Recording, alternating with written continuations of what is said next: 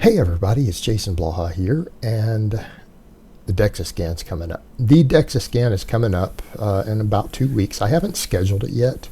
I haven't even scheduled it yet because I just have a loose time frame for it. Right? I had said I think I'm going to do one about every 90 days.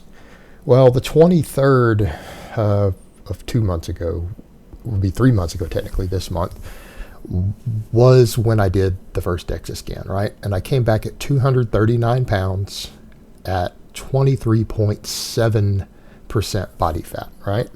And it determined that I had 182 pounds of lean mass. So the DEXA scan's coming up, and I made, back when I was weighing 235 still, I went ahead and made a chart showing my ranges. Yes, and I made an Excel spreadsheet because I'm a spreadsheet guy. I spreadsheet everything. I spreadsheet all my training, all my lifting. This is how I log everything. I spreadsheet all my budgets. I'm a spreadsheet guy. That's what I do. I'm a super nerd like that. So I made a chart here, and the goal was to get to under 20% body fat. I mean, I'll accept 20, even low 20, but really the ideal goal was by this DEXA scan to be under 20% body fat. That's what I'm shooting for. And the goal was by the end of the year to try to be 15%. Right? We want to be 15% by the end of the year. And at 15% body fat for a lifter in his 40s, no one's going to call that fat by any, even most bizarre definition of the word. Other than bodybuilders, and no one cares about bodybuilders. Bodybuilding and fitness is not compatible. So this being a fitness and strength and conditioning channel, we're not going to even consider their silly ass definitions because no one should. No one should. If you actually care at all about fitness, you need to ignore bodybuilding. So 15% is the goal by the end of the year, which, means I've got just over 3.5 months to reach that. So I haven't actually lost that much weight. As of this morning, I'm 232. And for people who want to understand this chart, I put on the left, that's it predicted body weights. And the chart at the top is lean body mass. Lean body mass. Now, I had 182 pounds of fat-free mass, right? And that's bone counted in. Like my muscle mass was lower than obviously because my skeleton weight was taken out separately. So my fat-free mass at the top. Now, I am predicting, because I know that I've gained muscle, I feel like I've gained muscle, especially in certain places, that I will have gained muscle, which is why I'm not that worried about right now only being down 7 pounds of body weight. And people need to realize I walked into that with a swoosh, meaning I had lost 3 pounds the week before I stepped on that DEXA scan. So extra water was already gone. So it's not like I'm going to get a swoosh after that. Everything after that's going to have to be straight up tissue loss. Because actually in the time before leading up to it, I had lost 15 pounds. And I think 2 days out from the DEXA scan, I was 242. Then I weighed 239 the morning of. And then I was 239 on their stuff. I think they calculated me at 238.8, whereas I was 239 on the dot when I stepped on my home scale in my bathroom that morning. So somehow their DEXA scan read me 0.2 pounds lower. So on the top, I made a chart showing the up to losing a pound of lean mass and a gain of up to 3 pounds. Now, I'm predicting I've gained between 1 and 3 pounds of muscle mass. That's what I think is going to happen, what it's going to show. And so what I've done is made a chart kind of predicting what's going on. And here's the interesting thing to note. And this is what I would tell a lot of people who are voracious overeaters, like me, guys. I'm a fatty. I am a fatty genetically. And what does that mean? People say, well, that's someone with a slow metabolism. No. A fatty versus a hard gainer is someone's appetite. Like, in other words, if you have an insatiable appetite, you're genetically predisposed to obesity. That's it. That's the primary factor. How hungry you get, how little of a response you get of a lot of foods to actually feeling full or satiated, even if you've eaten a large amount of food. That's what predisposes you to getting fat. It's your appetite and your ability to control that appetite on top of it. So guys like us, who overeat easily, we bulk easy. Like, bulking is easy. In fact, we almost have to limit what we eat so we don't bulk too fast, which I'm prone to do very quickly. Like, I can gain 10 pounds real fast without realizing it. If I just forget to track and I don't weigh myself, I will go up 10 pounds in 3 weeks. Easily. even eating mostly bro foods. Now, what's interesting though I noted is that the scale started going down on me without even restricting calories at this point again. In spite of that, because I'm training 6 days a week with big movements, and I'm doing a little bit of cardio every day, and I'm just avoiding fatty foods.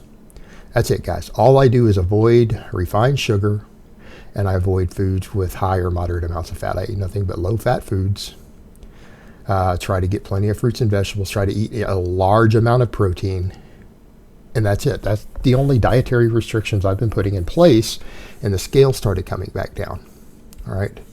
I've lost my last few pounds doing that. And that's what's interesting to note, is that even people who are genetic fatties, guys like me, it starts to become a threshold where it will be hard for you to maintain your weight if you're eating a lot of protein, you're not eating much fat, you're not eating much table sugar, or preferably no table sugar. I'm not adding any. And, just train hard. You can reach a threshold where you start losing weight without even feeling like you're restricted. Because that's the beauty of what I've done with this. And kind of what I'm trying to do is to not diet. Because if I diet, per se, I always rebound. Instead, I'm like, can I just slowly lose weight and body fat over time by making lifestyle changes and just making good choices with my food, right? Can I just change my lifestyle enough to where it's something that I don't ever feel like I'm on a diet, where it's sustainable? Because you know what? I like chicken and rice. I like lean cuts of steak. I like potatoes. I like fruit. I actually like salads. If I put, a little bit of variety in the salad, it's not bad. I like it. But I could eat sirloin steak and potatoes every day. Well, it's not that bad, And I eat a lot of low fat, or actually fat-free dairy. I do a lot of mixed skim milk and stuff. I do fat-free Greek yogurt. Same thing. You guys saw me eating mashed potatoes the other day. I don't put butter in it. I put fat-free Greek yogurt in it, and instead of whole milk, I put skim milk. That's how I make my potatoes. Minor things like that, little bitty things like that, can really start to add up, and that's where I started seeing the scale drop again. Just paying attention to those things.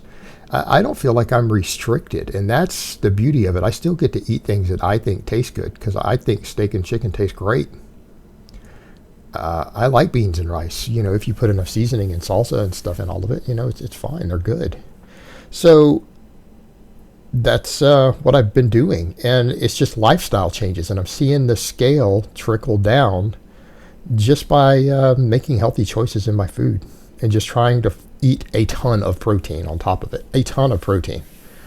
And it's working. So I'm at 232 this morning. Well, at 232, I really need to drop a little more by the time we get there, because I will have to have gained at least 4 pounds of lean mass, which I don't think I've gained, to be at my goal.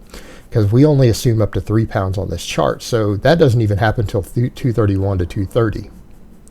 So my best case scenario coming up, I've got to drop 2 more pounds at a minimum, I think, to have any shot of hitting this number. And 3 might be better. 4 would be even better. Now, 4 pounds in the next 2 weeks, I don't know about that. That might be pushing it. Because again, I need to get stronger. I'm trying to gain strength this entire time. And that's the other thing. And I have gained strength. A lot of it's been measurable throughout different points in that 90 days. So based on that and just the way my clothes fit, I feel like things like my chest and arms and shoulders and everything have grown. I feel like my quads have grown too. So I think we're going to see some muscle gain. But if it's closer to only 1 pound of lean mass gain, I've got to weigh 228 to hit my target goal. So I'm really hoping it's been 2 to 3 pounds.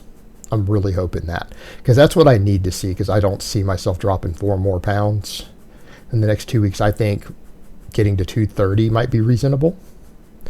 So that's what I'm going to hope for. And if I miss the mark by a little bit, I'm not going to complain, particularly if I gained any muscle, because an advanced lifter already,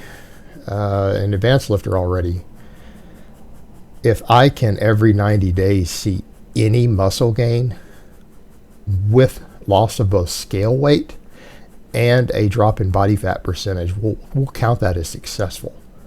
Now, I'm not going to be as happy if I'm not under 20%, because that was kind of the goal that I had set. So we'll see where it's going to wind up.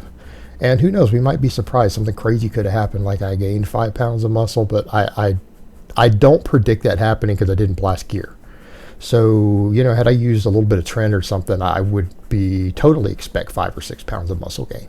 But I didn't. And I stayed in the normal testosterone range of my prescription the entire time. So I'm not thinking we're going to see a big jump in muscle. So here's kind of my chart with my predictions, but I made one just to show you guys where it was at and what to expect based upon muscle gain, weight changes, so that I kind of have set up every possibility within a reasonable range. And I made this over a month ago. So I assumed up to more possible weight loss. Like I included possible optimal scenarios. Like if you start noticing we are getting up towards, if we had gotten down to like 226 or something, I would be way in the clear on the green. So everyone can kind of see my chart. They can see what we're going to look for. We can look at what to expect. People can make their predictions. And, you know, we're just going to see what happens. All right, guys, but that's really all I have to say on that today. I hope it's been informative, and I will talk to you guys next time.